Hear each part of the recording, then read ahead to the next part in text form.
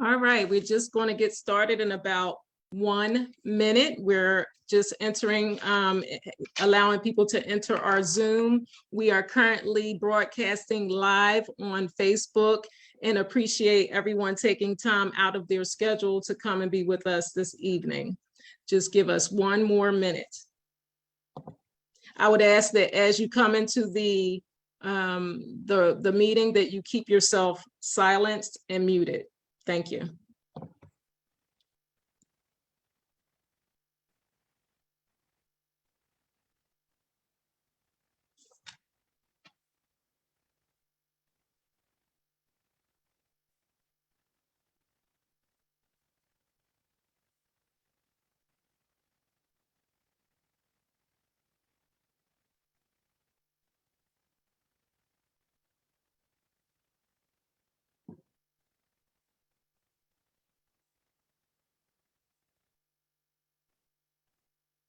All right, let's get started. Well, thank you again, as I said, for everyone joining us today. My name is Shawnickque Kent. I am the founder and executive director of Village Education Tutors Foundation. I am so incredibly grateful for our esteemed panelists that have come to join us for this Men in Education panel discussion.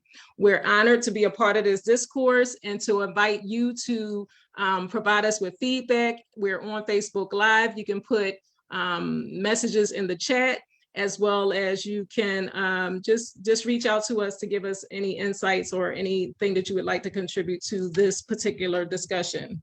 By way of background, I was born and raised in the city of Philadelphia, and the vision for Village Education Tutors Foundation was born out of reflection. You know, as a parent of 5 African-American sons, as well as just growing up in the public school system, there were some things that I saw as areas of opportunity in raising our children. And it caused me to pause and reflect on how I could be part of solutioning to support families in some of the areas that we had opportunity.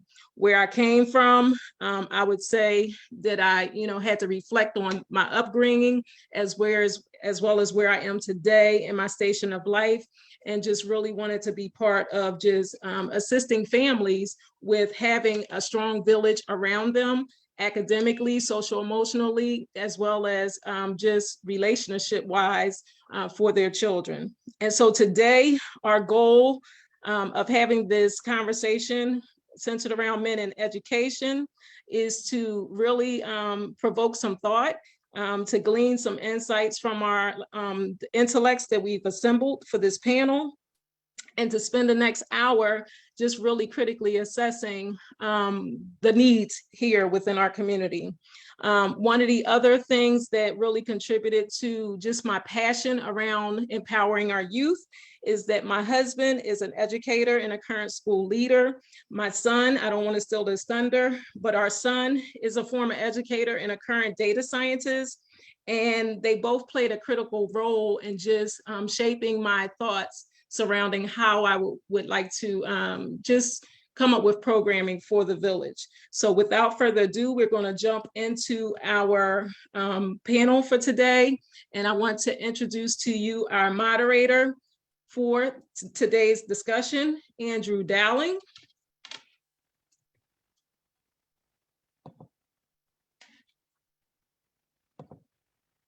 All right, so Andrew Dowling.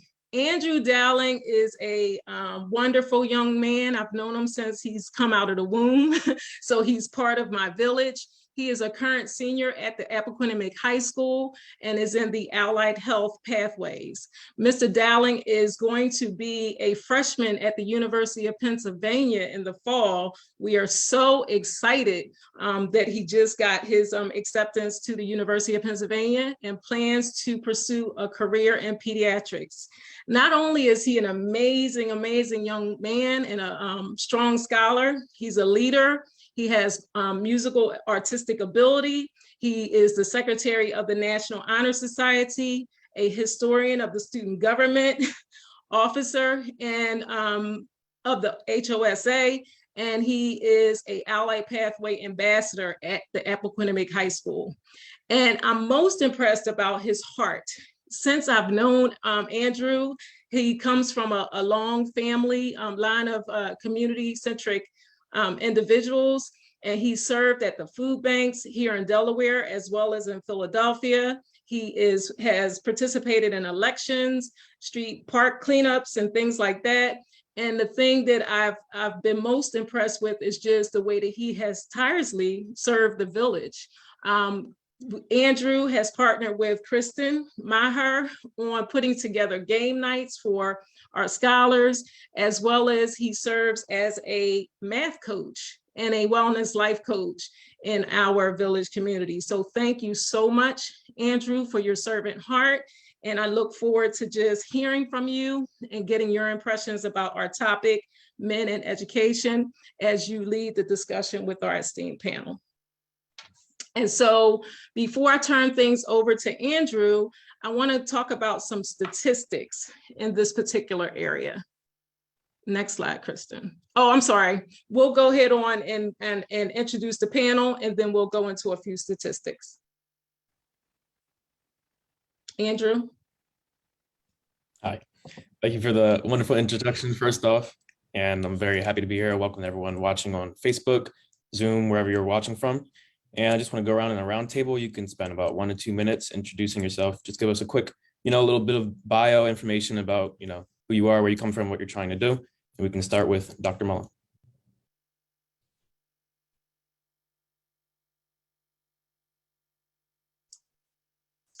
I had to unmute myself a little bit. Thank you, Andrew, and thank you, Shawnickque and the village for this incredible opportunity to talk about a conversation that's very important to our world, our society, our nation, our school system, not just our school system, systems across the board.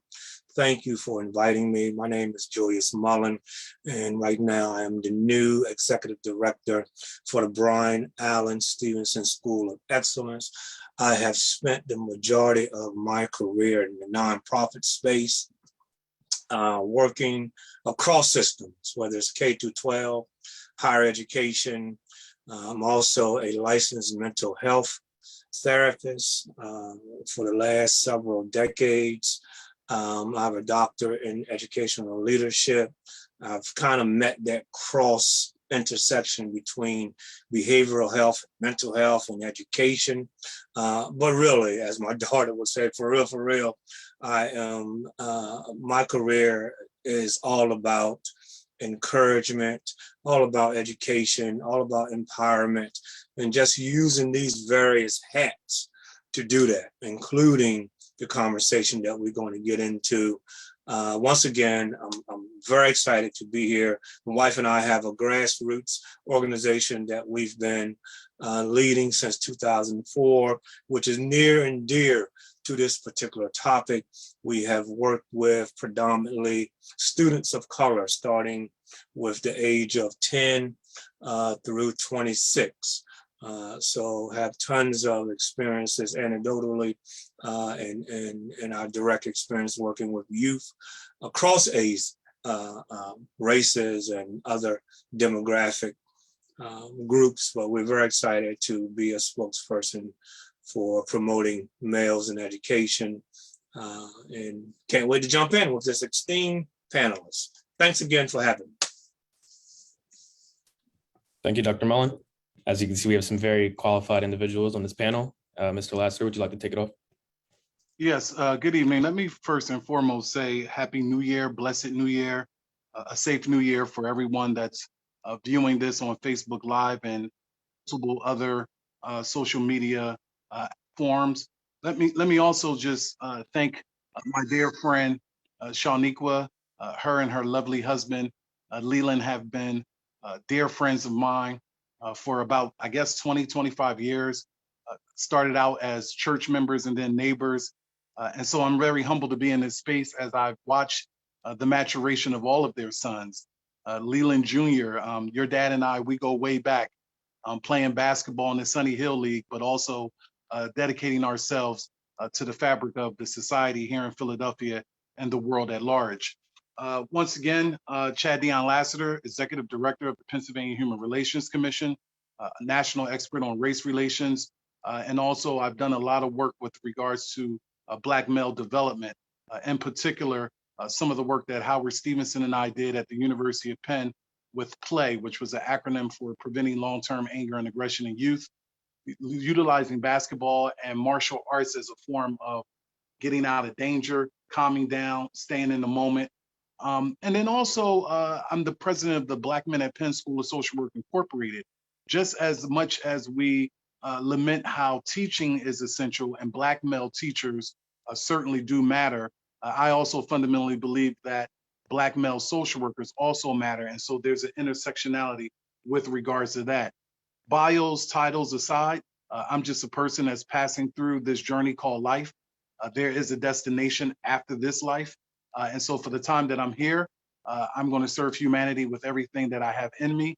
I'm going to use my life as a vehicle to alleviate the suffering of others. So once again, looking forward to imparting whatever wisdom comes upon me to share primary, secondary experiences. But I'm also here in this space because this is a really, really wonderful panel.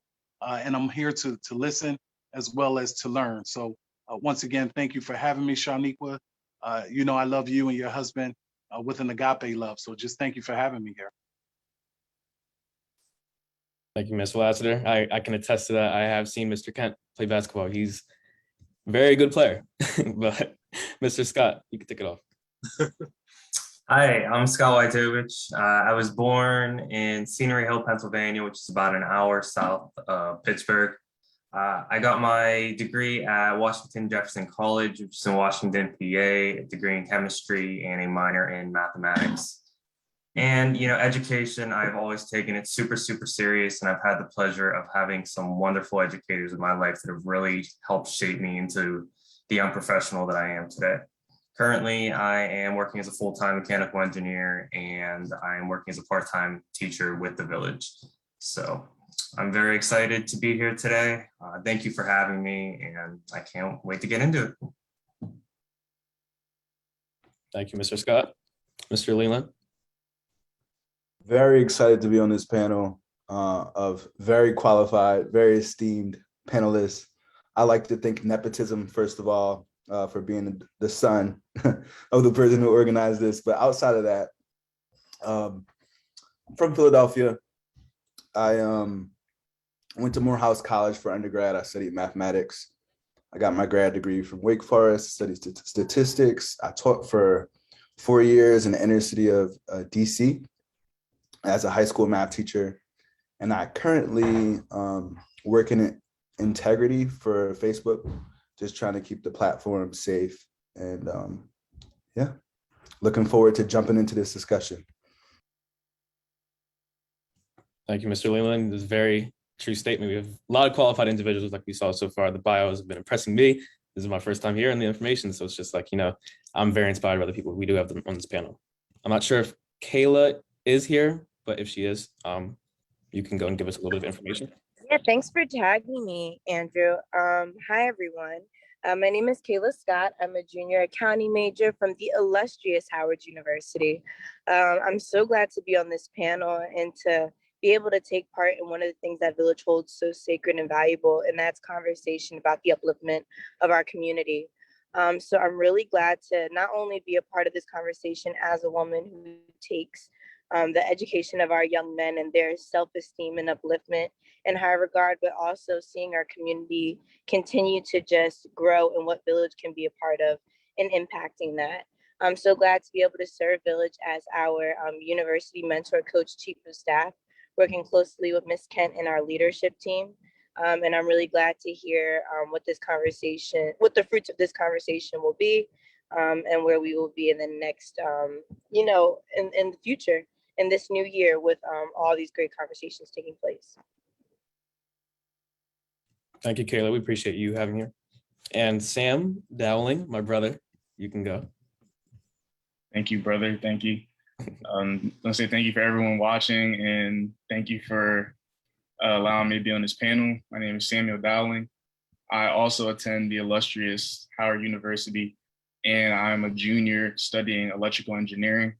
And this panel and these topics also align with my life because I chose to attend the HBCU to kind of get the feeling of people that are similar to me, look like me, think like me, something that I felt like in my past education experiences and where I grew up and stuff like that, I was kind of missing. So I'm looking forward to having these conversations with all these esteemed people on the panel. Thank you.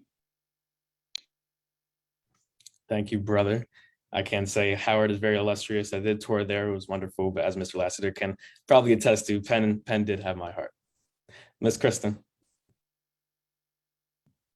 Hello, everyone. I just want to say thank you for having me on this panel. And my heart is so happy just hearing Kayla and Sam and Andrew. You all are just amazing. They are all young people who work with the village, and it's just so great to see you shine in this space. And I am very excited to be here with you all today. I am an academic team lead at Village Education Tutors Foundation. I started my journey in education at University of Eau Claire, Wisconsin, where I majored in sociology and minored in women's studies. So that really got me into thinking about diversity and thinking about inequities that exist in our society. And that pushed me to turn to education and in a space of tutoring. So then I ended up working in Delaware, Wilmington, Delaware for a while as a tutor. And then, like I said, my journey in education continued to grow. So I got my master's at Relay Graduate School of Education in education. And now I work in the math space, working with middle school math scholars. So I worked in a couple of different schools. One is Great Oaks Charter School, that's in Wilmington, and then another one is Servium Girls Academy, an all-girls school in Wilmington as well. So I'm very excited to be here with you all, very excited to continue my journey with the village and see all the great work that we are going to be doing now and in the future. So thank you, Andrew. Thank you, Ms. Kristin. It's been a pleasure working with you at Village. And I'm going to hand it over to Ms. Shawn. She can take it up. Sure. Okay, Kristin, let's talk through a few statistics to get us going here. 1 second. All right.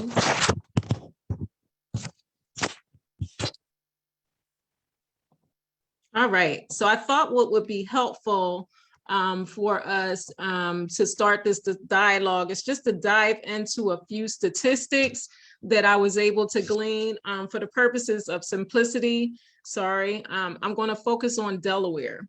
One of the things that I've seen so far that has been, I would say, a remarkable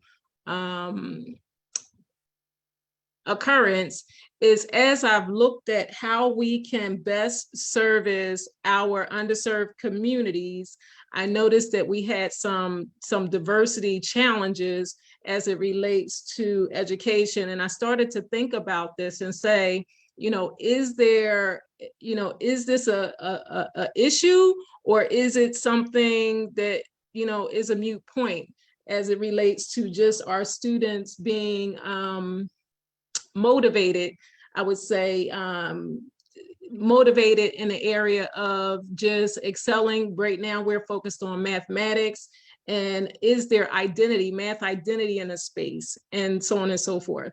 And so I started to look at some statistics, and I'm just going to throw a couple of things out there at you. So in Delaware, based on the Department of Education's statistical study, we have 130,000 students in this space, 9,000 teachers, 500 school leaders. When you look at the demographic of students in our particular state, and the statistics that I have on the screen right now are from 2016 and 17, you'll notice that about 45% of our students are white and 55% of the students were non-white. But when you look at the ratio of teachers from an ethnically diverse background, 85% of our 9,000 teachers are white.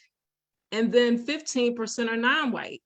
When you look at school leaders, it's also a remarkable statistic. 73% of our school leaders are white, and the balance are non-white.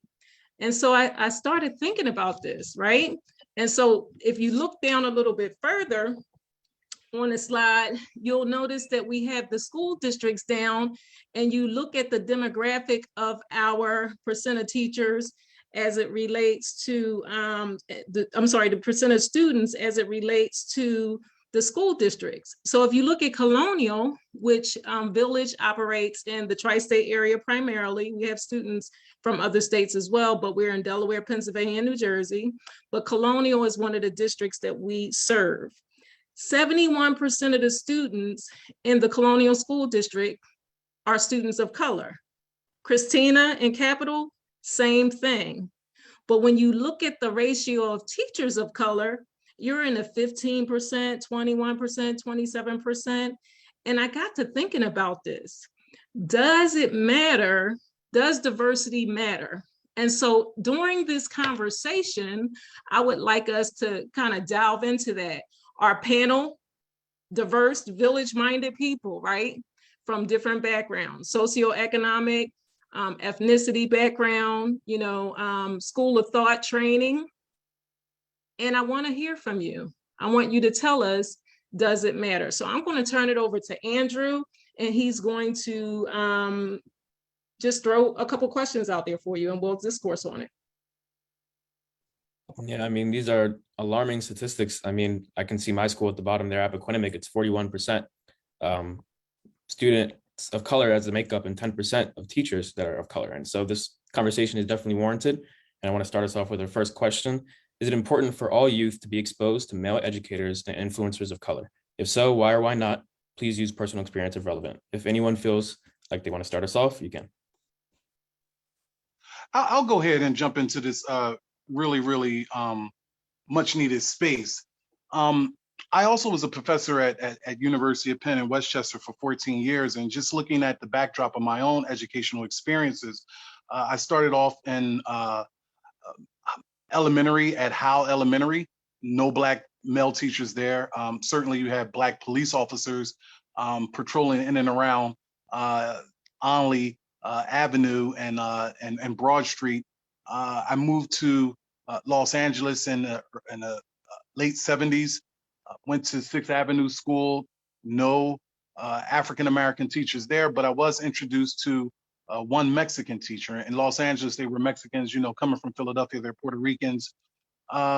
Left elementary there and went to a middle school in South Central, and did not have any Black male teachers there. Did have a Black male gym teacher by the name of Mr. Mackey. And Mr. Mackey was that person that I could go to and talk to about missing my grandmothers in Philadelphia, missing my community in Philadelphia, a new world living out in Los Angeles as it relates to couldn't wear red because that was the Bloods, couldn't wear blue because that was the Crips, didn't understand a lot of the things that was going on in that world. And Mr. Mackey introduced me to flag football, introduced me to sports, but I was not good at the time in sports. I was very discoordinated. I was very tall for a 7th grader. And then Mr. Mackey was that person that in 8th grade was there when my family decided, because I was an Army brat, my mom was working on a degree at the University of Southern California. Mr. Mackey was that person that I went to and shed tears with, and he embraced me and hugged me when I told him I was now getting ready to leave friends that I just made to go back to Philadelphia. I come back to Philadelphia and I went and spent my 8th grade year at Henry H. Houston, which was a different environment for me, going to Henry H. Houston Middle School, coming from North Philadelphia and then living in South Central. And so Henry H. Houston Middle School, once again, no Black teachers, but there was a Black assistant principal. But I never had any interactions with him.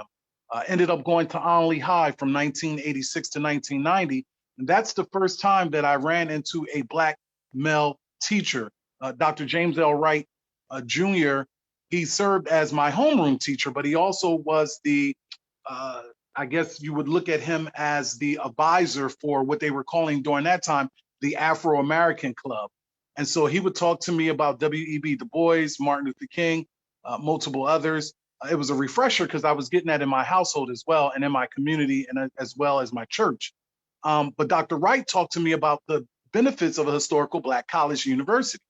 And so he would always promote North Carolina Central because that's where he went to. I ended up doing my undergrad at Johnson C. Smith University in Charlotte, North Carolina, an amazing HBCU. And the reason why I think that it matters is because some of the challenges, and I don't want to paint a picture of pathology, because Black people, we're very diverse. Brown people are very diverse. We all don't come from the inner city. Some of us are middle class, some of us are going to private school, some of us are upper class, but there's a different type of spiritual swag, a different type of intellectual swag when it comes to Black male educators and brown educators as well. I just want to kind of expand that. And so for me, Dr. Wright was that person that, when I was going through something, whether it was real, perceived, or imagined, with a white teacher at Onley High, he was the one that contextualized it for me. He was the one that, put it in layman's terms. He was the one that was just like, don't let anything deter you. He was the one that was saying to me, once you get that degree, nobody can ever take that back. That's something that you earn. But he also was able to expand it out for me to understand that African proverb from 1986, 1990. That's where I learned the African proverb, I am because we are, that my degree doesn't belong to me, it belongs to the larger community. And so then when I get to Johnson C. Smith, well, you're on campus, it was kind of like a different kind of paradigm shift where, yeah, there's readily available African-American professors who are male and female, but then you have the occasional white professor there. And it's like, what are white professors doing here at an HBCU? And then you understand the historical aspect of that. And it was Dr. Tabor who became a mentor of mine and the time I was at Johnson C. Smith that was really encouraging me to major in education. So I started out my freshman year declaring my major as education, John Piaget, cognitive behavioral therapy, all that stuff. But I ended up in social work, which was a calling, but the educational aspect was still in me. I leave Johnson C. Smith, I come back, I started doing some social work stuff at the Philadelphia Child Guidance, Children's Hospital of Philadelphia. And that's where I met my mentor to this day, Dr. Walter Palmer, who is a professor at the University of Penn, community activist. He's been there for 50 years, but he got a teaching degree from Cheney University Teachers College. And so he spoke to me about the benefits of education. And why it matters is because it's not saying that we want young Black and brown males to, bow down to us or acquiesce whenever we tell them to do something, but there is a different dynamic. I want young Black males, and I've worked in schools in Trenton, Newark, Camden, and other places. When a white teacher tells them, take your headphones off, take your hat off, pull your pants up, I want them to listen to a trusted adult. But there is a difference when me as a 6'6", assuredly Black male says, yo, Andrew, didn't Ms. Smith just tell you to, pull your pants up? Sit down, son. And not in a behavioral sense, because our schools are predominant, the NTA, the security officers, Black males. We also have to look at the aspect of education from a sense of not just recruiting teachers of color, but retaining them as well. And there's something to be spoken to, and I'll end on this note, there's something to be spoken to about the beauty of a Black male teacher. When I began being a professor at the University of Penn, I would ask predominantly white students, raise your hand if you've ever had an African-American professor from K through your time here in graduate school.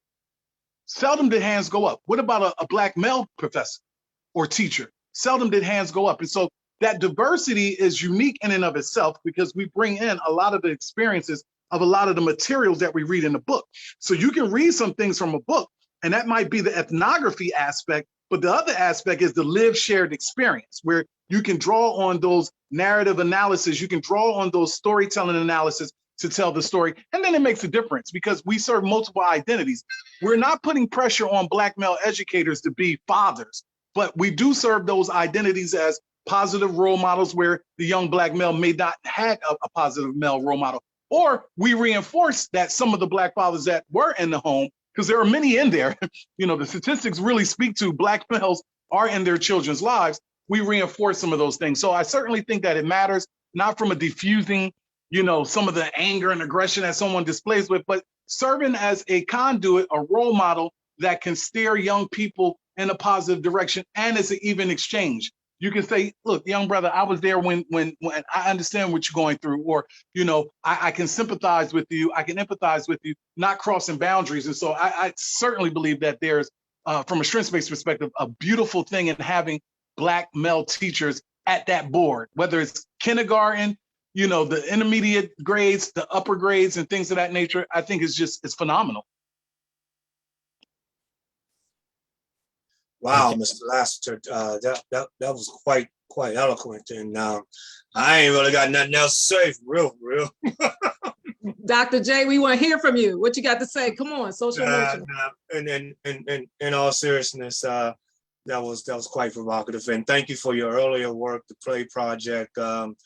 Got the book Playing for Anger. It certainly inspired our work with males of color. We use basketball as well, but inspired by that particular book. So thank you for that. Now, in representing small town USA in a rural perspective, there are certainly parallels in articulating the significance of Black male of color presence across systems. And I'm glad you gave a huge shout out to other fields, including social work, counseling, and education as well. But as you were talking about your experiences in school in terms of early exposure to particularly Black men in the school building, wow, my first Black male experience came in 7th grade as a basketball coach, where I played basketball for a middle school basketball coach. And then it was a huge lag all the way through high school. And then my next exposure to a Black male in education came through Delaware Tech. It was the school counselor and once again, the basketball coach again. So certainly for me, being raised by an African-American male grandfather certainly filled in much of that void, but I know it could have been advantageous significantly, particularly in those early developmental years, in being able to be directly exposed to a Black male. Because humans usually are at their best when they are safe. And sometimes, many times, safety comes in the form of being around a familiar or similar context, environment, people. Right or wrong, race plays a huge factor. Sometimes gender plays a huge factor.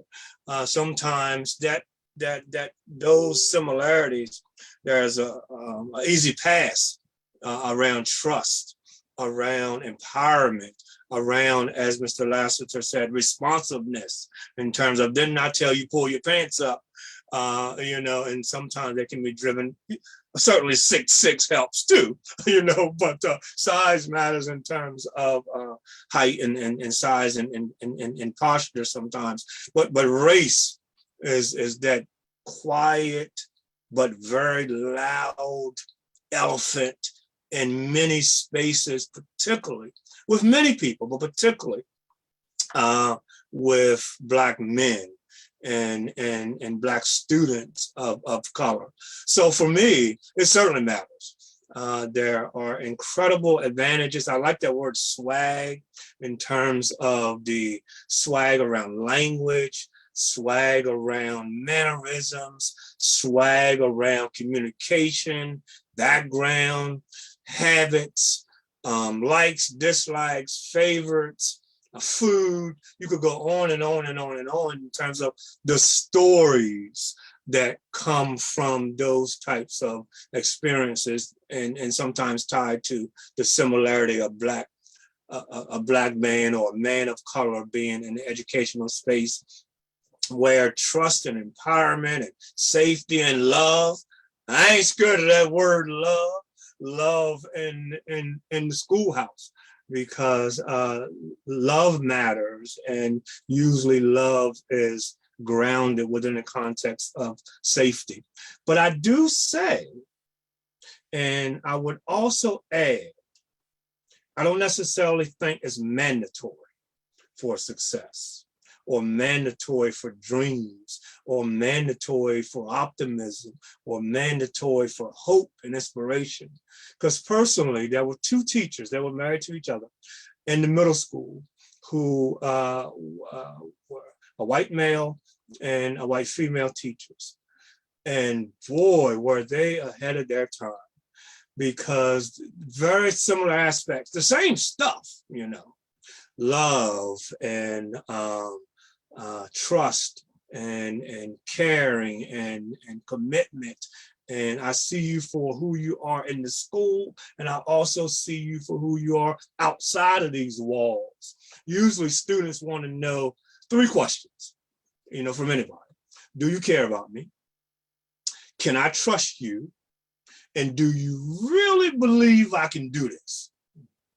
And if there are yeses to those 3 questions, magic can literally happen. Dreams can be realized at a much earlier age. Prosperity around success. Yeah, we talk about grades and attendance and behavioral referrals and GPAs and high school graduation, but a lot of stuff goes into that. And race does matter, gender matters. Certainly, I think I could certainly have been exposed to a different experience early on, but I don't think it's mandatory. I think non-Black or non-educators of color can certainly demonstrate those types of skills and attributes and personality way before the, you know, pedagogical theory and concepts come across, you know, just like anybody else, but it has to be intentional. There's a skill element to it, and recognize that there may be some different strategies that you have to employ that maybe Black men of color do not have to cross. Dr. J, that was amazing. So eloquently put. Also, Chad, really enjoyed what you said. I want to talk about this from the angle of my personal experience. So as I said in the beginning, I'm a mathematician. I'm a master of mathematics. And in high school, I had a lot of trouble with math. And most of my teachers were white male math teachers, not taking anything away from white male math teachers. But I couldn't really identify with them. They weren't necessarily presenting the content in a culturally relevant way. And I didn't have the best experience in their class. And because of that, not their fault at all, maybe because of my immaturity, I got C's and D's in mathematics throughout high school. And so when I went to Morehouse College, I had a professor named Dr. Cooper, this really smooth, fair-skinned guy, Kappa, who taught me calculus. And he really made me fall in love with mathematics. Like, he presented it in a culturally relevant way. I could identify with who he was. He removed a lot of barriers that existed in my mind as it relates to who I was in the content of mathematics. And because of that, I actually ended up becoming a math major. Not only that, he exposed me to just a lot of different places. So before that, I had only been in like Philadelphia, like the tri-state area. He took me to like Miami, California, Iowa, all for like math conferences. So that exposure was key. And because of that mentorship, because of that relationship I had with him, it turned on something in my mind that awakened me to mathematics. And it really makes me think of this acronym I'm going to call ICE, where it's your identity, your culture, your environment, and exposure. he was somebody that I can identify with. He was someone who had presented the content in a culturally relevant way. He was someone who I felt was familiar with my environment, and he was someone who exposed me to things that would call me to my higher self, my best self. And I think that's really important. But I think this discussion has been really focused on students of color. And I think, what about students that are not of color? Do they need to have educators and influencers that are of color? Because we're talking about all youth. We're just not talking about Black youth, right? So thinking about it from that standpoint, I think it comes back to that last E, exposure. So when we think about all of the mental structures that exist in our society, you know, we have people that make laws, we have people that make products, we have people that make, you know, social media companies and stuff like that. If you don't have representation, or if you don't have someone of color in the room, then you end up with products that are biased. You end up with laws and systems that are culturally biased and that kind of like unfairly target a specific race or a specific culture. So I say, yes, for all youth, it's important for there to exist an educator and influencer of color.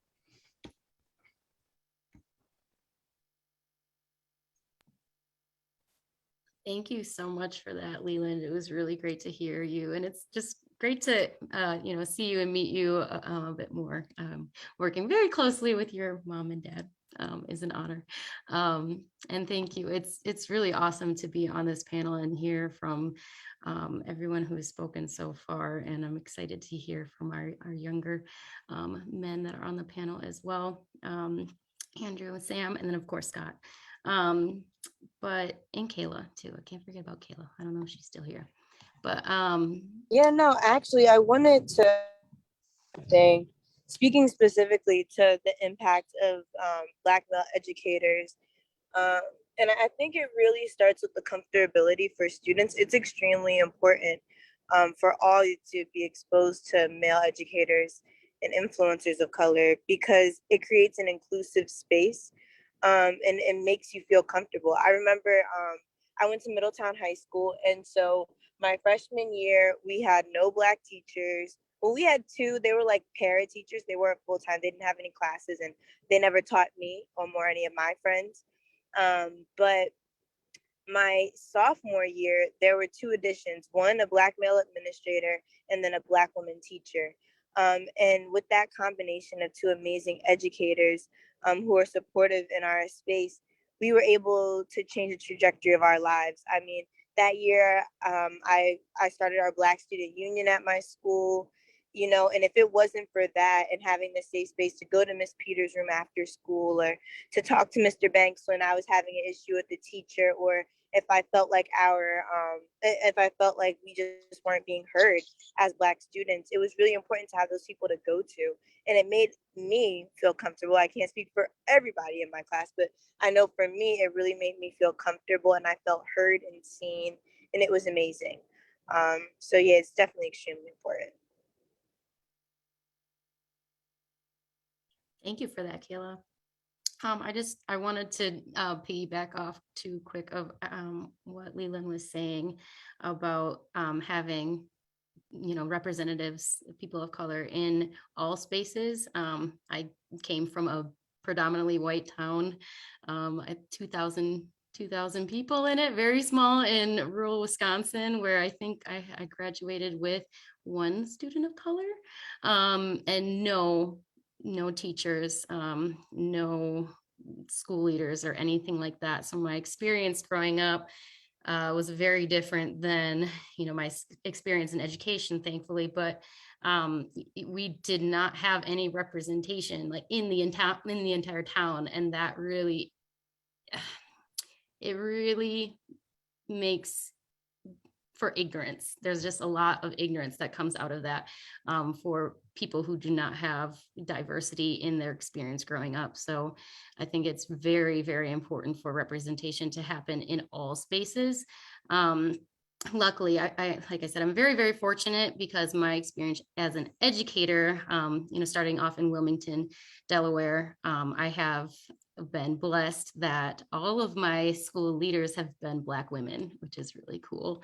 And not everybody can say that. And it has been a blessing for me as a teacher, as an educator. I would not be where I am today without my Black colleagues. They have taught me cultural relevance, in spaces where, like Leland, you were saying, maybe your white teachers just didn't know. That is very well the case. Luckily, like I had people on my side, my peers and also my leaders to guide me and help me navigate this space to become someone who can show, like Mr. Lassiter was saying, show love, or sorry, no, I'm sorry, Mr. Mullen, you were saying showing love to our youth, especially our youth of color who might not always have white people who are, role models for them, who are in their corner. So it's extremely important in my eyes to have people of color in all spaces, whether that be education or whether that be social work or whether that be, medical field, things like that. So that's just a little bit of my thoughts there on that. Yeah, Kristin and I are very much alike in the fact that I also grew up in a very, very small town, probably about 2,000 people as well. I don't believe that I had my first Black educator till I was in college, and even male educator wise, K through 12, very, very low amount of male educators. And it's tough because, one of the main reasons that I gravitated toward the Village is because they talk about that, connections first. You always want to build that connection in education. And, education is so much more than just grades and, seeing how well you do on a test so you can get a good GPA and go to college. Those years in your life are all about molding you into a young adult and teaching you, how to have respect, how to be a professional, and how to move forward in life. And, if you don't have someone that you can relate to, whether that's, ethnicity, race, color, sex, anything of that nature, it's hard sometimes because, those connections that you build with people really help to, help you grow as a person. So, I know kind of even on the career path, if you don't see these people in those positions, I mean, look at, the president, it's a lot easier to tell, a young boy that he's going to be president because he's seen boys be presidents before, or when you talk to a young lady, it's a lot harder to convince that because you just don't see that representation.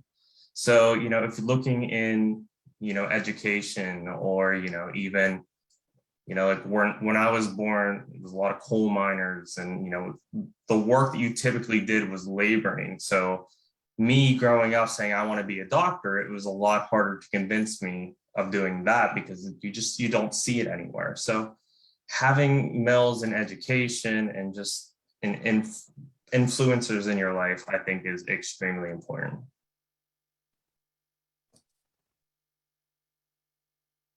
Thank you, Scott, for sharing that. I want to piggyback kind of off of what you said and what Leland said to kind of the flip side of the question, how it affects people. Well, before I jump into my personal experience, just going to piggyback off that, how it affects people that are not of color. Just I can attest to that vividly in elementary school. By that time, there was only one male teacher in the whole elementary school. His name was Mr. Smith. I had him as my first grade teacher. And just the effect that he had on all the students, him just being the only male teacher, the kind of essence he had as just, being the male teacher, just he came with a different kind of effect and a different kind of way he taught that was different than everyone else. And it made everyone kind of gravitate to him. And he inspired a lot of, you're a first grader, you kind of want to be anything, but he inspired a lot of other kids to want to teach and get into education, stuff like that, because they kind of saw that as an example, saw that figure of him. But from my personal experience, I already knew the kind of effect he had on me as just a male white teacher, just being able to just, I almost felt like I could relate to him on a different level. I can only imagine if I had an African-American male teacher, but I wasn't exposed. Surprisingly, sadly, and unfortunately, I didn't have a Black male teacher until my sophomore year of college. And my first teacher of color was my sophomore year of high school. So I really didn't have any kind of example or anything like that. And this year in particular has been a unique year, my junior year, because this past semester, I actually was coming into this year, coming out of the pandemic and everything, doing my coursework, my engineering work. It was getting really difficult for me. It's hard to push through and everything like that. And this was the first time in my educational career I didn't have a white teacher at all. I had an Asian teacher teaching me electromagnetics. And then I had two other African-American teachers.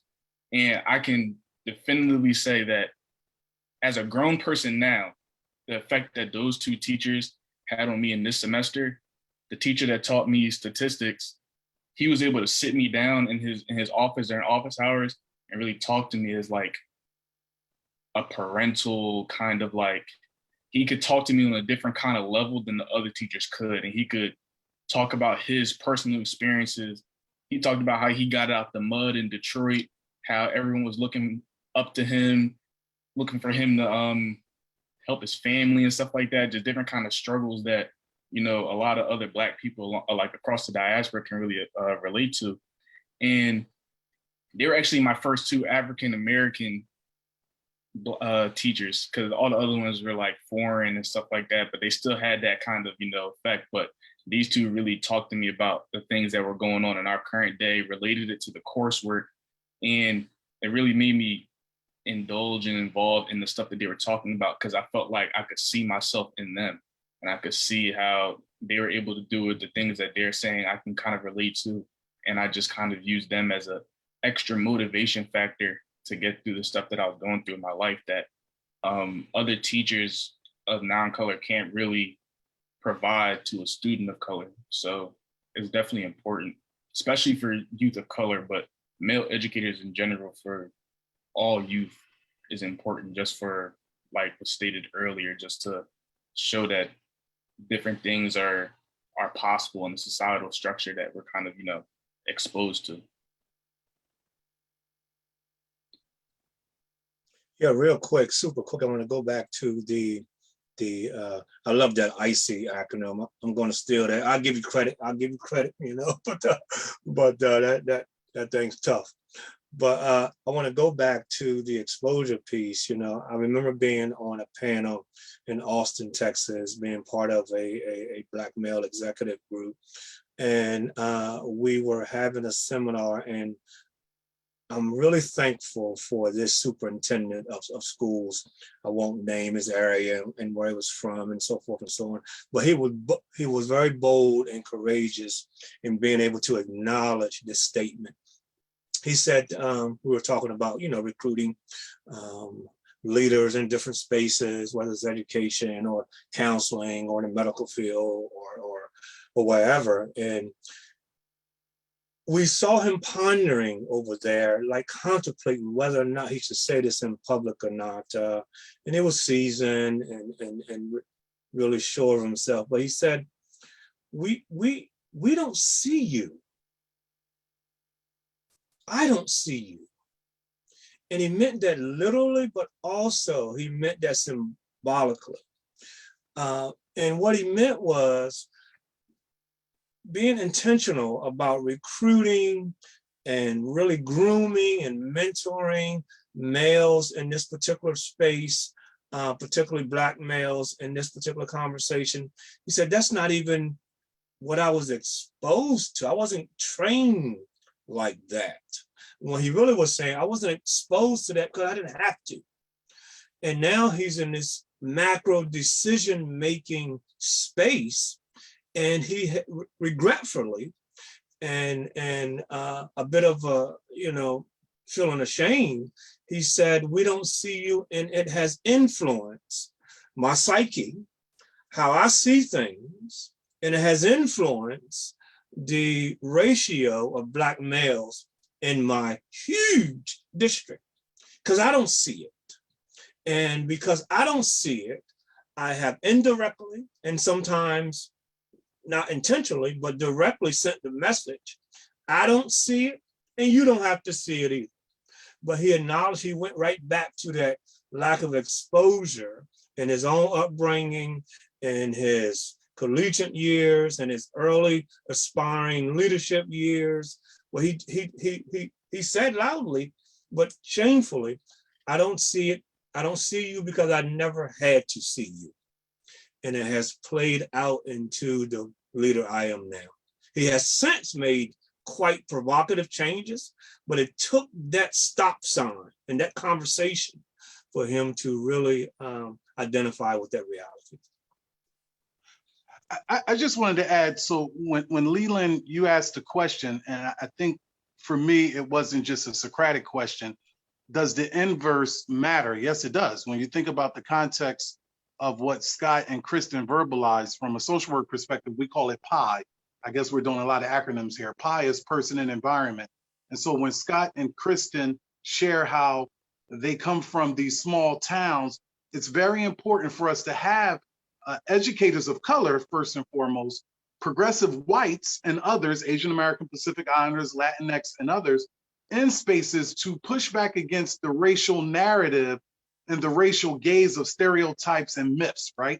And so for me, when I started out as a professor at University of Penn, I had come through the School of Social Policy and Practice, the first school of its kind in the country that makes you take a mandatory course on American racism and social work practice, because Penn, for a period of time, that particular school of social work was sending out practitioners into spaces and catchment areas throughout Philadelphia where they weren't culturally competent, right? They did not understand that they were adding to some of the pathology, right? We have things called white privilege. We have things called whiteness. We have things called white supremacist ideology. And it's not an indictment against white people, but there is a system called institutional racism, which is prejudice plus power. And so when you hear Dr. Mullen talk about macro aspects of things with the candid storytelling analysis that he just provided, that's essential, right? A lot of us, you know, depending on where we're from, we would say that person had a awakening. This era, we're saying people are woke. But it's important for us to put competent people in spaces where young people are, and diversity could be seen on multiple levels. Students should be exposed to a teacher and from K through 12 who's Jewish, who's LGBT, who's Asian American Pacific Islander, who's Latino, who's African, who's African American. The reason why it's important is because we live in a racist society. When Carter G. Woodson wrote his seminal work, The Miseducation of the Negro, that's what he was talking about. He was talking about curriculums that, for the most part, leave Black people and their achievements out. When W.E.B. Du Bois talked about the talented 10th, accommodation versus assimilation, this is very important for you young individuals to really recap that. I would imagine that Shawnickque, Dr. Mullen, and myself, we understand that aspect, where Booker T. Washington was talking about more use your hands, and Du Bois said, no, we just came out of sharecropping. We had slavery, we had sharecropping, let's use our intellect. And so Du Bois, being the first African-American to get a PhD from Harvard University, penned the Philadelphia Negro, which was the first sociological study of its kind, looking at Black life in the 7th Ward here in Philadelphia, penned the Souls of Black Folk, studied at Oxford, did his HBCU at Fisk University. University of Penn tried to claim him as a professor. He had an assistantship. His office at the University of Penn was no more bigger than a broom closet. It's important because this is the founder of the NAACP, and the NAACP really doesn't acknowledge Du Bois. It's very important for us to understand that we want competent people in spaces based upon factors of trust. Dr. Mullen, he shared that. My only high experience, my coach was African-American. Coach Evans did not see intellect in me. He gave me classes like shop, home economics. I ended up coming home with my report card, and my mom and dad said, what type of classes are these? My mom went to the school. My dad, who was a sergeant in the Army, he went to the school and he said, why is it that our son is not taking, classes that's going to get him to college? The Black coach said to the Black parents, I'm trying to keep him eligible. And so the same way a coach on the first day of school looks down the hallway and he's looking for that 6'5", that 6'6" kid, I developed a program called BOYS, which was an acronym for Bright Outstanding Young Scholars. I went into middle schools in Trenton. I went into middle schools in Camden. I went into middle schools in Newark, New Jersey, looking for young people that wanted to learn about Malcolm X, Ida B. Wells, Fannie Lou Hamer, who wanted to learn about W.E.B. Du Bois, wanted to learn about Martin Luther King, wanted to learn what it means to come out of a Black prophetic tradition. And so I think that's very important for us to recognize is that, yes, without a question, we can reach consensus here this evening. White students and other students need to be exposed to teachers of color and African-American male teachers because of the unconscious bias that some white students are racially socialized into believing. Dr. Mullen, did he get his degree because of affirmative action? And we never asked the question when affirmative action was white. And so what I used to do at Penn is I'm sitting here talking about J. Edgar Hoover's obsession with Martin Luther King through the COINTELPRO, which is counterintelligence program. And white students always question Black humanity, not generalize on stereotype. I'm talking about my experiences as a professor. Professor Lassiter, I don't believe that happened. Because you don't believe it had happened does not mean it didn't happen. So it's also hard for us because we're teaching students who are white at predominantly white institutions, for those of us who teach on the college level, what Nicole Hannah-Jones of the 1619 Project went through. Someone's questioning Black humanity, Black intelligence can't get tenure, has to go to Howard University, right? And so that becomes a challenge. And so I want to live in a world where I reimagine teachers who see the humanity of Black and brown students from a strengths-based perspective, not a deficit model. You have enough qualitative and quantitative data that speaks to no mother in the household, dad is incarcerated, young Black male still went off to Harvard University, still went off to MIT, still went off to HBCU. Then you have enough data that can show Black and Black young people who had a mother and father in the household, and maybe they didn't obtain the goals of that other individual, or they didn't go anywhere. So the thing for me is being in spaces where white individuals, white instructors on a macro level are making sure that the curriculum is fundamentally and foundationally inclusive of all. I want Jewish students to see themselves in a book. I want transgender students to see themselves in a book, but also being very mindful that when they come to the context as an instructor, don't come to the context with the white identity that presupposes that you're the white hope when you're really the white hype. And I'm not being offensive here. What I mean by that, your job is not to save the little Black and brown children. Your job is to make Black, brown, and all students citizens of the world, citizens of democracy. You can give them reading, writing, arithmetic, give them moral compass, give them moral imperative, give them moral clarity. Talk to them about how maybe you engage in a form of prejudice years ago. Lastly, I'll say this. The mixed messages that some instructors give students of color. You're a white teacher. When Germantown High School was opened in Philadelphia, the white teacher's on her cell phone. She's talking to her son. You're not able to go to wrestling practice. I'm coming down the street to pick you up. The Black student is like, Ms. Ludwig, what school does your son go to? Oh, he goes to Germantown Friends, right down the street. Your child goes to Germantown Friends, but you're teaching at Germantown High School. And so the uniqueness of having culturally competent instructors on either side of the color line or gender line is like a matters of interpretation. A theoretical word would be hermeneutics. They need a Dr. Mullen. They need me. They need Leland. They need everyone on here. And those of us who are viewing this to come and make matters of that. Because when that child comes back to school, he or she is saying to themselves, man, Ms. Ludwig, she's teaching here, but she wouldn't even send her children here. Well, why is she teaching here? Does she not believe in us? So Dr. Mullen, you're absolutely right. Those young people want to know that we care before they care to know what we know. You can teach them Shakespeare. Do you care about me? You could teach them Maslow and all the things that you need, hierarchy of needs. Do you care about me? Periodic table. Do you care about me? And fundamentally, that's what we have to make sure is that we're training educators to see the humanity in Black and brown students and all students, and don't come to the context thinking that you're the super person that's going to save their lives from the tragedy that they're in. A lot of young people are resilient. They can teach us as educators, whatever pedagogical framework we're looking at, more than we can actually impart upon them. And that's the work educationally, and I'll end on this note, that's the work of Pablo Freire, Pedagogy of the Oppressed, that the best classroom settings are not the teachers who are imparting the wisdom, it's the shared leadership. What did you get out of the reading this past week, Scott?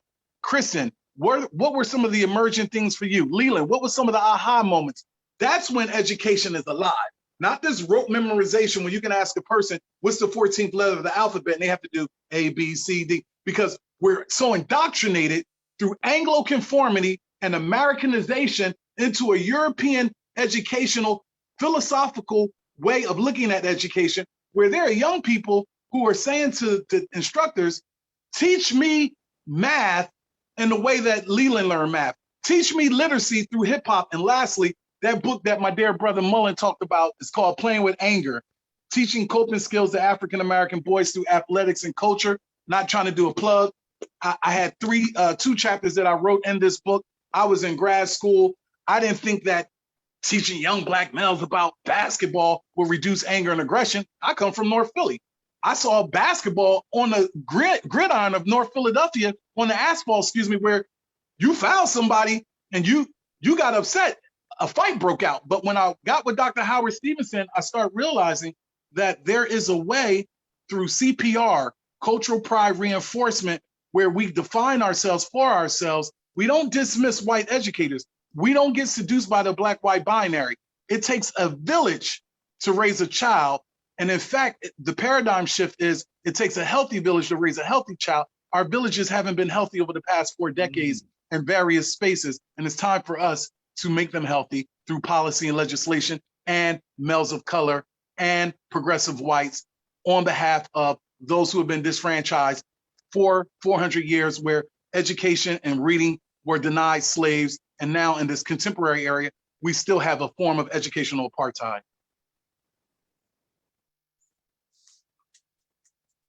Very powerful. I was sitting here just immersed in everything you were saying. Thank you for everyone that was saying, sharing their stories and sharing wisdom. I would just like to say a little bit about my opinion on the question, just bouncing off of what everyone has said so far. I just want to start with Scott. Something he said just extremely resonated with me. He said connection is first.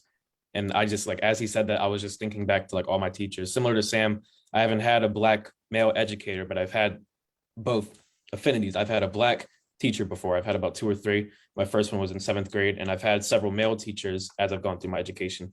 But my experiences with both of those affinities have been amazing. It changes my life, just like Leland was talking about. When you have that educator, it just something switches in your brain where you just find your passions, you find, your joy in life, and you just connect with the person who is your educator. And I can only imagine if I were to have that Black male educator, like Sam was talking about, where I would be in my life right now, what the impact that would have on me.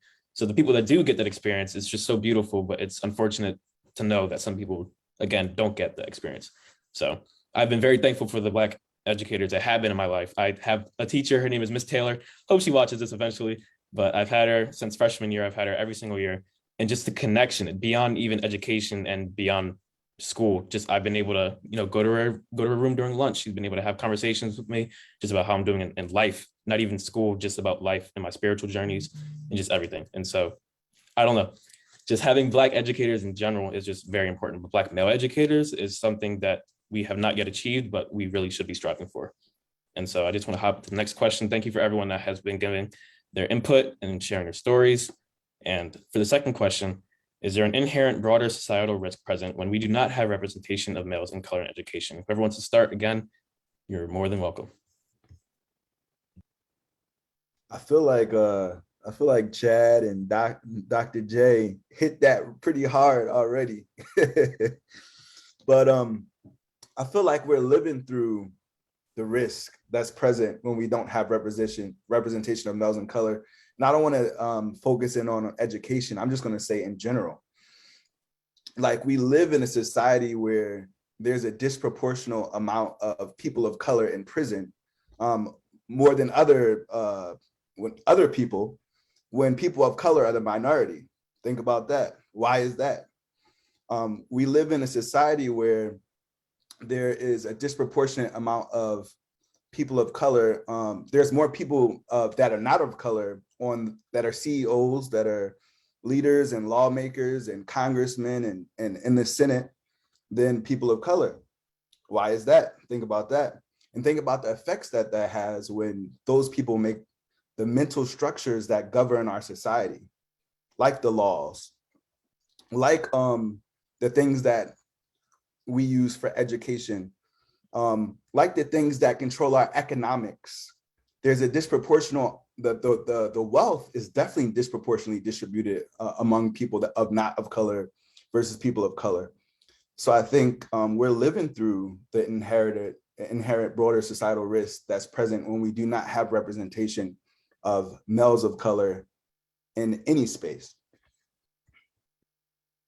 The thing that's scary is I think it's a chain reaction, because the longer that we don't have representation, the more it's going to become the normal.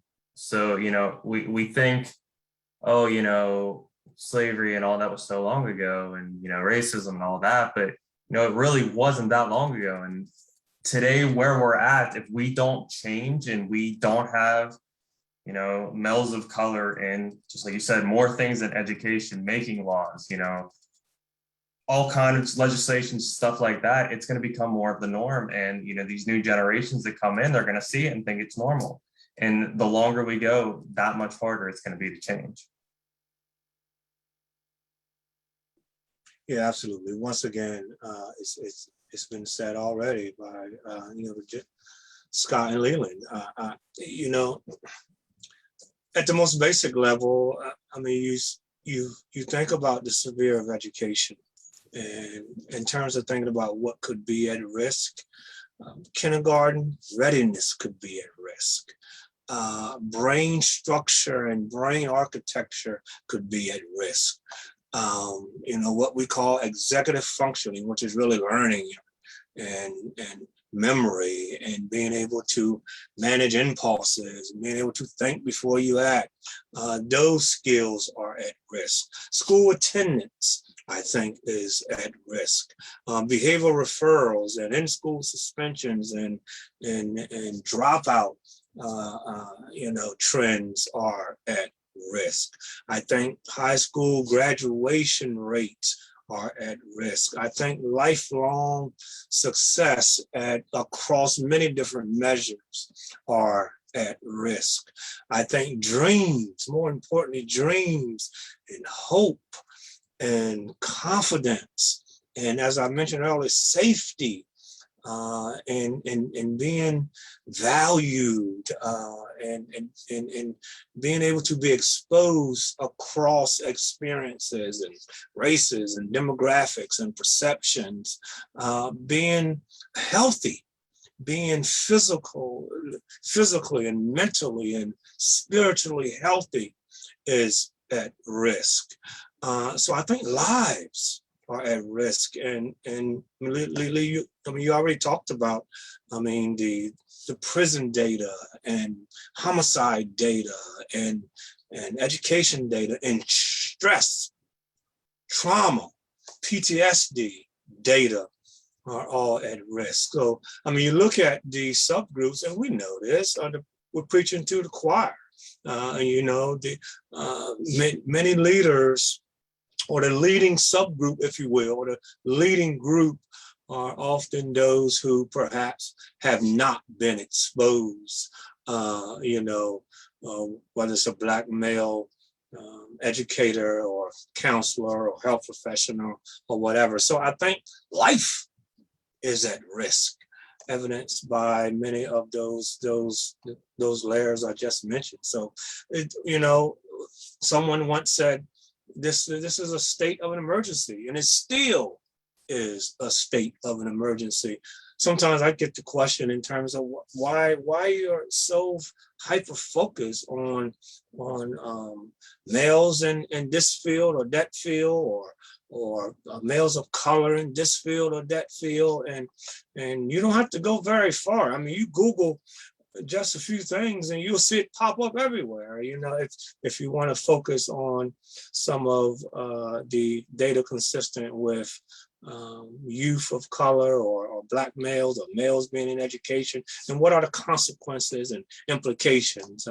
It's right there. It's in the empirical evidence again and again and again. I do agree, I'll end with this, I agree wholeheartedly with Mr. Lassiter. You know, I just assuming this responsibility of leading a new and exciting and embracing school, and that we like to think that we're very, very unique, and we're embracing this concept of proximity that Bryan Stevenson, as you know, talks a lot about. And I think that's part of the answer. You know, all of us have to get closer to the real issues and have to get closer to the real problems. That is when and where we will find real solutions. And this topic, this subject, these questions is the answer is often about proximity. I love that you just ended with talking about proximity, Dr. Mullen, because this whole conversation makes me think of, there's a little note at the school that I used to work at that says, invite someone different than you into your home. And I just used to pass by that all the time and read it. And I just think it's really simple, but very brilliant, because that could, you know, really be the answer. You know, if we are just inviting people that are different from ourselves into our spaces and into our lives, then we can learn. We risk knowledge, we risk great ideas if we do not have people that are not like us into our spaces. And then we risk not realizing how much alike we actually can be, if we do, you know, welcome everyone into, you know, the playing field. So I just think that's proximity is huge and so important. So thank you for that. Thank you.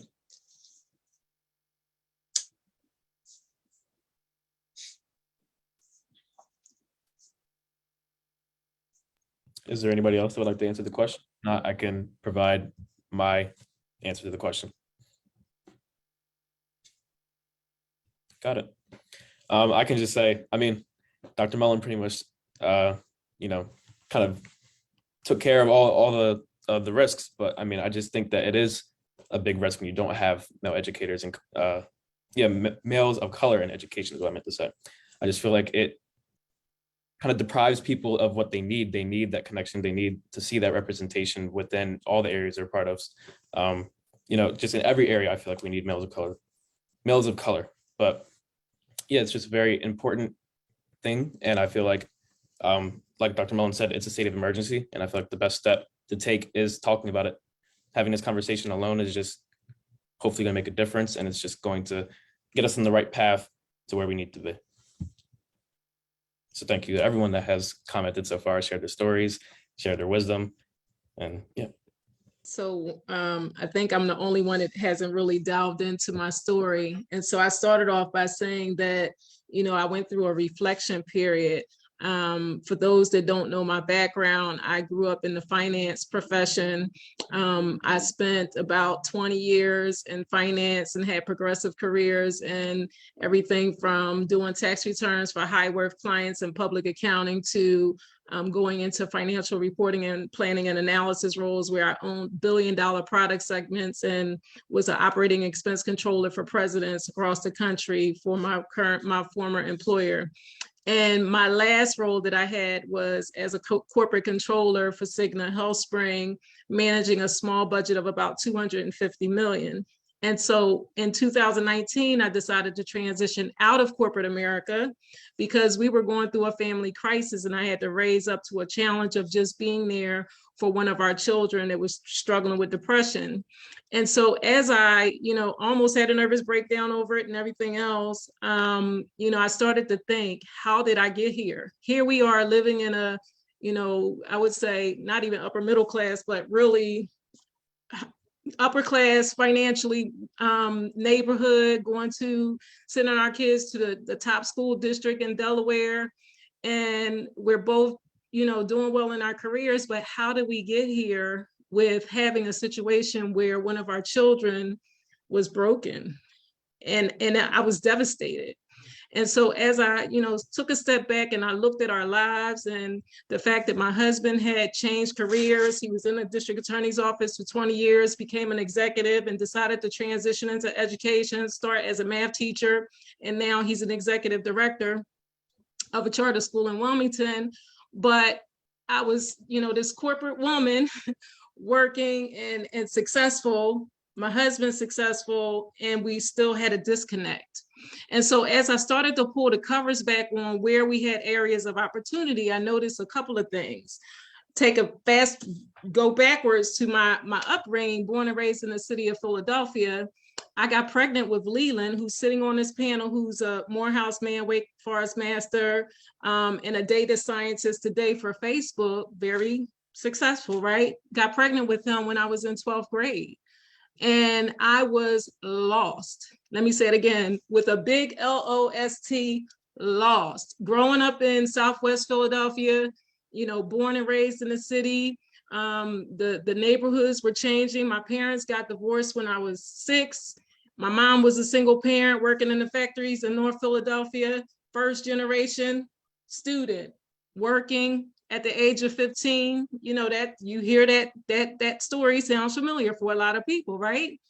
But at the time, I could not see my way out. Like, how was I supposed to change my trajectory when I was just putting one foot in front of the other every single day? Okay. At the time that I got pregnant with my first child, Leland, I had a couple of African-American teachers look at me and ask me why I was pregnant. They didn't ask me, did I have the care that I needed? They didn't ask me, are you okay? What's your situation? But they just wanted to know why I was pregnant. Now, I don't fault them for that because, we were in the inner city. I was just blessed to go to Parkway Program High School that was situated on University of Pennsylvania's campus. And at the time, I was already in a pit of despair, right? And so I took a look at that and I said, wow, this is deep, just revisiting my past. And then I had a tutor. His name was Leon Rittenberg III, multi-generational pen, white, male, rich, Jewish kid. And he was paired with me at my school and he was my mentor. Now, we're talking about Black males and education, but the person that influenced me at a very critical time was a white male Jewish kid that was rich. And we sat down at a little cafe, we talked about my situation, and yet his response was different than the Black sisters that looked at me and saw me as a statistic. And he said, Sean, because he knew I was good in math, he said, you're gonna be okay. Take a year off, spend time with your baby, and you'll start the community college the next year. And you're good in math, you need to study accounting. Now, I didn't have any accountants in my family. I had no one in corporate America in my family, had no exposure or access to this profession. But this young Jewish kid looked me in my eyes. He looked across the table at Shawnickque T at the time and said, you are a bright young lady. You can do this. Study accounting. Fast forward 32 years later, Leon is still in my life. He has made donations to my foundation. He has also come and sit on panel discussions when he comes to the area. He looks us up, we still connect. And the reason why I share that story about Leon is for 2 reasons. One, Dr. Mullen pointed to this, that you don't have to necessarily have African-American influence or a teacher of color. What you need is the connection and the relationship. And so here at Village, one of the things that was definitely paramount as we developed this model was it was about having that connection and that relationship with the student first, having that connection around that student, and their families and the education system next. And then we worked on learning acceleration and gap closures and all that good stuff. And so we are culturally diverse, though we do purposely and very intentionally recruit teachers of color and university students of color, because as we all pointed to, access and exposure matter. So we import the talent into the classrooms in a virtual setting to make sure that the students get the opportunity to liaise with people that look like them, that can look in their eyes and know that you care. And so what people on the panel may not know, Kristin is my right-hand woman. She has been with me since the very beginning. I love Kristin, okay? And Kristin is a white woman that came from a small town with 2,000 people, but Kristin's heart for our children is there. So when we're interviewing people, we're not looking at the complexion of the skin, we're looking at the complexion of their heart. Do they connect with scholars? Do they see that they are diamonds in the rough? And do they believe that they can be successful? Somebody said belief, okay? And so what I'm hearing coming out of this panel is that it's about connection, exposure, access, and the belief in the children. And yes, we do need that male presence. So what we didn't talk about is, what does it mean for that little girl whose parents are divorced? My dad was still around, right? He taught me that men should walk on the street side and all these different things and how they should treat me, right? But what does it mean if they don't see males that are positive, that are breathing life into them as young women, okay? That they can emulate. And so we are intentional about putting both males and females in our cohorts, in our small groups, to teach our scholars, because we want them to see maybe some influence. They may not have the influence at home. They may not have the influence in their neighborhoods, right? And I will tell you, as a woman that was born and raised in the city of Philadelphia, in Southwest Philadelphia, the neighborhood took care of me. They knew I was different. So they like, don't mess with that one over there, y'all. They encouraged me to continue to push on, right? There is an individualistic thought in society that we have right now where we've lost some of that.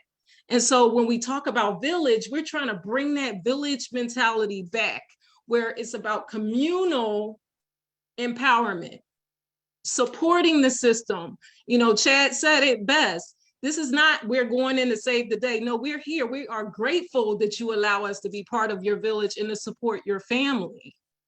It's not about, we're just trying to do our part as a community because we all win together.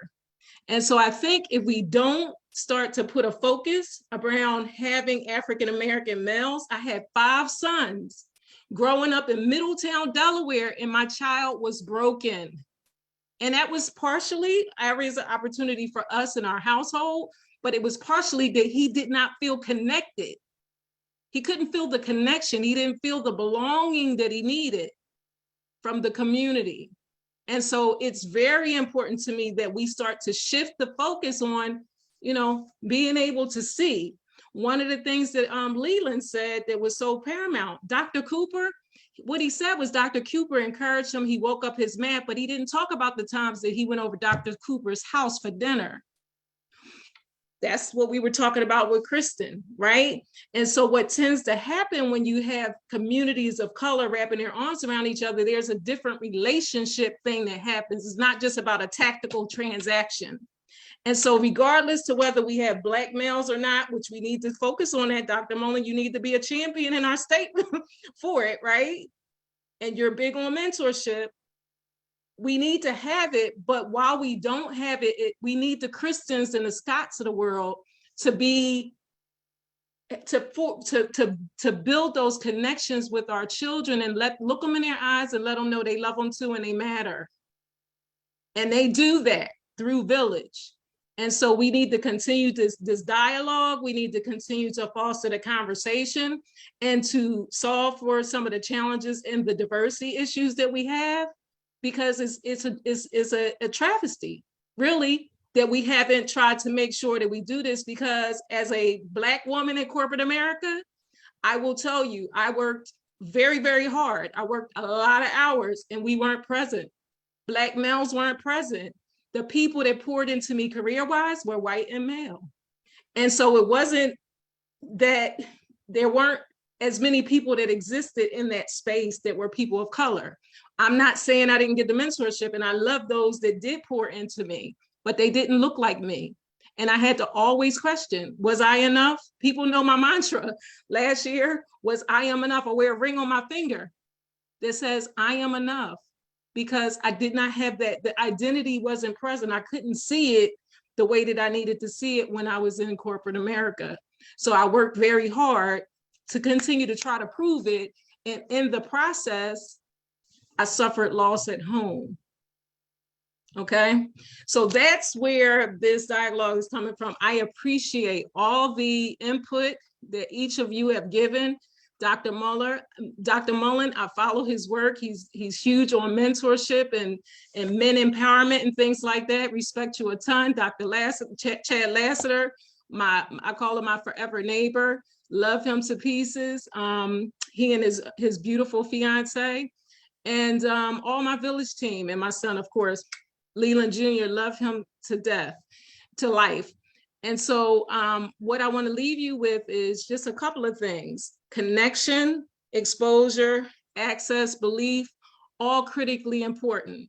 We still need to do the work, but we do need to kind of foster and agitate towards, course correcting and making sure that we have people of color, initiatives started, policies changed that will influence people of color going into the space and being supported.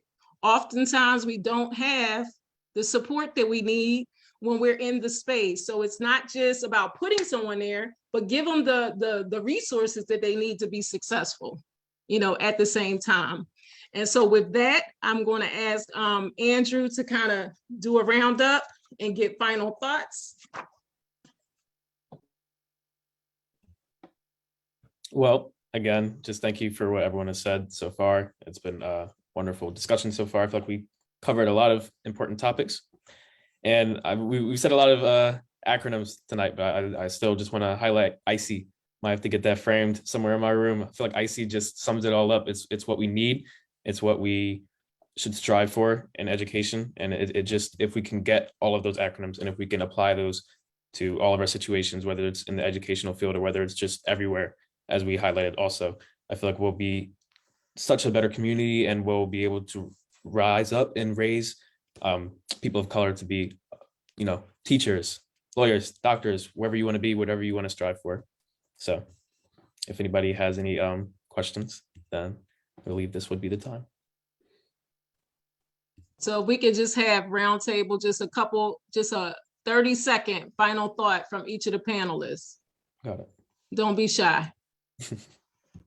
I just want to say, Andrew, you did such a great job. And I think it's amazing having a young Black man leading this discussion. And it's really exciting. And it's awesome that you are part of this village. And I'm really proud of you. So that's all I can think about as an educator. So that's my thought there. Absolutely. I echo Andrew's facilitation skills and keeping us all focused and on target and making sure the questions are answered as well. That certainly is not an easy task, especially with so much energy and intellectual and perceptual energy in the room. I'll leave you with 3 P's, and we hear about the big P and the little p in terms of what recommendations and how should we go, where should we go from here? I saw that in the chat as well as a question. One, policy has to be part of the conversation. That's been brought up several times in this dialogue, and policy will drive practice. But I think there's a bigger P that just came top of mind. There's a bigger P, and I think within the context of this conversation, it has to be personal. I think leaders and decision makers, it has to, it can be part of your head that drives policy and practice, but I think your heart has to connect with the policy and connect with the practice and really being intentional about this thing that we keep throwing around, equity and diversity and inclusion in this space of education and other fields as well. It's been said again and again and again. I think all disciplines, all demographics, all people should be represented, but it has to start with a personal dynamic that would drive these conversations, but will also ultimately impact policy, which will follow practice as well. Those are my final thoughts. Thank you again for having me. What an honor to be amongst such talented and compassionate colleagues in this particular space. Yeah, I'll just simply say thank you for having me as well, and I wish this organization much success moving forward. You certainly have enriched the lives of a lot of individuals, and I see nothing but promising things in the future. And once again, thanks for the invite. Same here. Thank you for having me on this panel. I'm in education because I love to learn, and I feel like I've learned so much tonight. There's so much thought-provoking material out there. It was awesome. I also want to say thank you. Such a provocative discussion. I feel challenged to not just talk, but to take action and increase my proximity to people that are not like me and try to have a greater influence. So I look forward to connecting with some of the people on this panel and people outside of this panel to try to do something. I also want to say thank you for having me on the panel, having this conversation with a lot of like-minded people that are passionate about the same causes that I share. Definitely learned a lot, and there's a lot of work to be done moving forward to make sure we give the people after us, the experiences we want or wish we had. So thank you for everyone.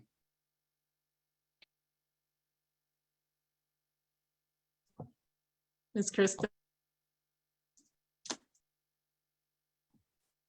Any final thoughts that you're leaving us with? Did you say my name? Yes. Oh, okay. I'm so sorry. I was just thinking about how proud I am of Andrew. But yeah, I guess just thank you for letting me be in this space with you all.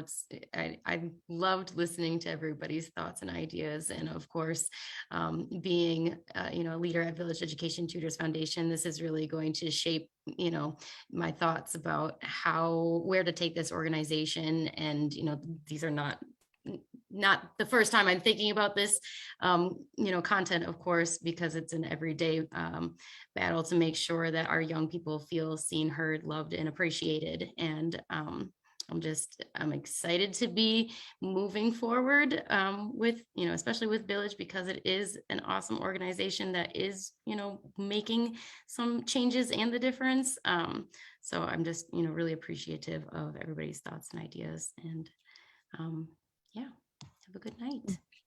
So I just want to wrap up. If anyone has anything that they want to say, they can let us know in the chat and we can let you chime in. But if we don't have any additional comments, we will end. We do appreciate you hanging in there with us, and that the dialogue went a little bit longer than we had anticipated, but huge thank you to everyone that came out to be a part of this discussion. We're going to continue the dialogue and continue to do the work. And so what I want to do is just lift up everyone who is in this space, and encourage people to embrace mentorship, embrace connection, embrace reaching out to these young folks. They need you so desperately right now. We're seeing a lot of need in the social emotional space. The 3 areas that we focus on are our academic supports, we have wellness life coaching, and our trauma-informed arts. Those are the ways that we choose to serve the communities that we serve. And no matter how you choose to do it, Dr. Mullen is big on mentorship and things like that as well. We just want to encourage you to continue to wrap your arms around young people, because we're seeing that the need is tremendous, and especially in the wake of COVID-19 and all of the effects that we've seen there.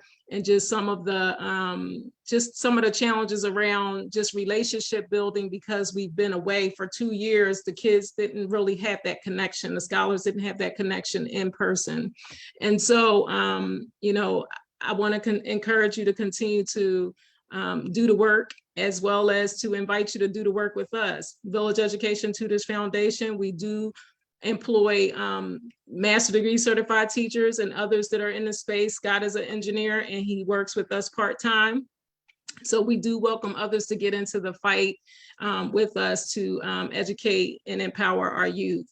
And we also, we employ university mentor coaches from across the country. We have mentors that are in 14 different states right now. And we're importing that talent into the schools and giving access to the children that we serve. So we are incredibly grateful for those university mentors and wellness life coaches that we have on staff.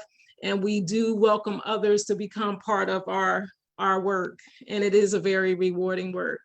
And last but not least, we always look for volunteers. And so you can look us up at villageeducationtutors.org, send us inquiries and partner with us in the work that we're doing. And so we're out there. And should you wish to make a donation to the work that we are doing, you can visit us at our website at villageeducationtutors.org and support the efforts that we have to service the community around us. So again, we want to thank you. And at this time, we will conclude our session.